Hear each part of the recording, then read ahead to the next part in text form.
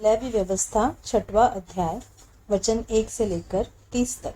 फिर यहोवा ने मूसा से कहा, यदि कोई यहोवा का विश्वासघात करके पापी ठहरे, जैसा कि धरोहर या लेन देन या लूट के विषय में अपने भाई से छल करे या उस पर अंधेर करे या पड़ी हुई वस्तु को पाकर उसके विषय झूठ बोले और झूठी शपथ भी खाए, ऐसी कोई भी बात क्यों न हो जिसे करके मनुष्य पापी ठहरते हैं, तो जब वह ऐसा काम करके दोषी हो जाए, तब जो भी वस्तु उसने लूट या अंधेर करके या धरोहर या पड़ी पाई हो, चाहे कोई भी वस्तु क्यों न हो, जिसके विषय में उसने झूठी शपथ खाई हो, तो वह उसको पूरा पूरा लौटा दे और 5वां भाग भी बढ़ाकर भर दे। जिस दिन यह मालूम हो कि वह दोषी है, उसी दिन वह उस वस्तु को उसके स्वामी को लौटा दे। और वह यहोवा के सम्मुख अपना दोष बलि भी ले आए, अर्थात एक निर्दोष मेढ़ा दोष बलि के लिए याजक के पास ले आए। वह उतने ही दाम का हो जितना याजक ठहराए। इस प्रकार याजक उसके लिए यहोवा के सामने प्रायश्चित करे, और जिस काम को करके वह दोषी हो गया है, उसकी क्षमा उसे मिलेगी। भांति भांति के बलिदानों की विधि होम बलि। फिर यहोवा ने मूसा से कहा, हारून और उसके पुत्रों को आज्ञा देकर यह कह कि होम बलि की व्यवस्था यह है। होम बलि ईंधन के ऊपर रात भर भोर तक वेदी पर पड़ा रहे, और वेदी की अग्नि वेदी पर जलती रहे, और याजक अपने सनी के वस्त्र और अपने तन पर अपनी सनी की जांघियां पहनकर होम बलि की राख जो आग के भस्म करने से वेदी पर रह जाए, उसे उठाकर वेदी के पास रखे।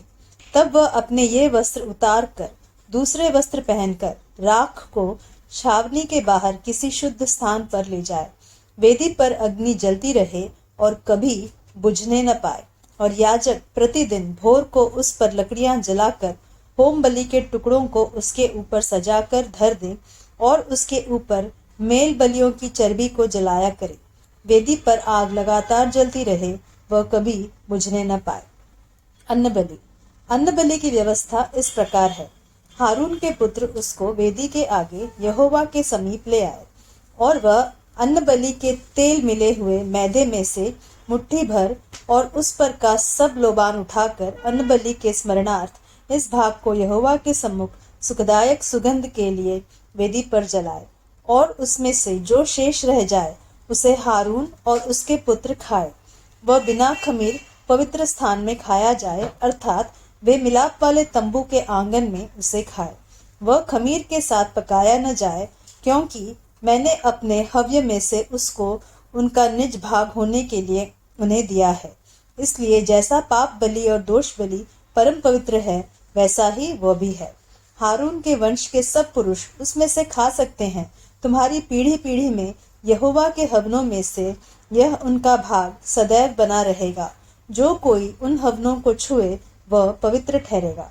फिर यहोवा ने मूसा से कहा, जिस दिन हारून का अभिषेक हो, उस दिन वह अपने पुत्रों के साथ यहोवा को यह चढ़ावा चढ़ाए, अर्थात एपा का 10वां भाग मैदा नित्य अन्न बलि में चढ़ाए। उसमें से आधा भोर को और आधा संध्या के समय चढ़ाए। वह तवे पर तेल के साथ पकाया जाए।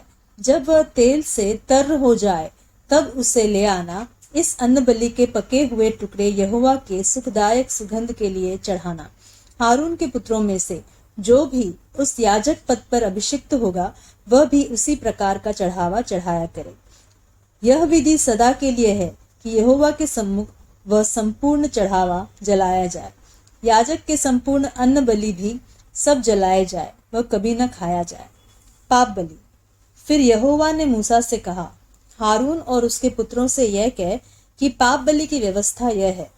जिस स्थान में होम बलि पशु वध किया जाता है, उसी में पाप बलि पशु भी यहोवा के सम्मुख बलि किया जाए। वह परम पवित्र है। जो याजक पाप बलि चढ़ावे वह उसे खाए। वह पवित्र स्थान में, अर्थात मिलाप वाले तंबू के आंगन में खाया जाए। जो कुछ उसके मांस से छू जाए वह पवित्र ठहरेगा, और यदि उसके लहू के छींटे किसी वस्त्र पर पड़ जाए, तो उसे किसी पवित्र स्थान में धो देना, और वह मिट्टी का पात्र जिसमें वह पकाया गया हो तोड़ दिया जाए।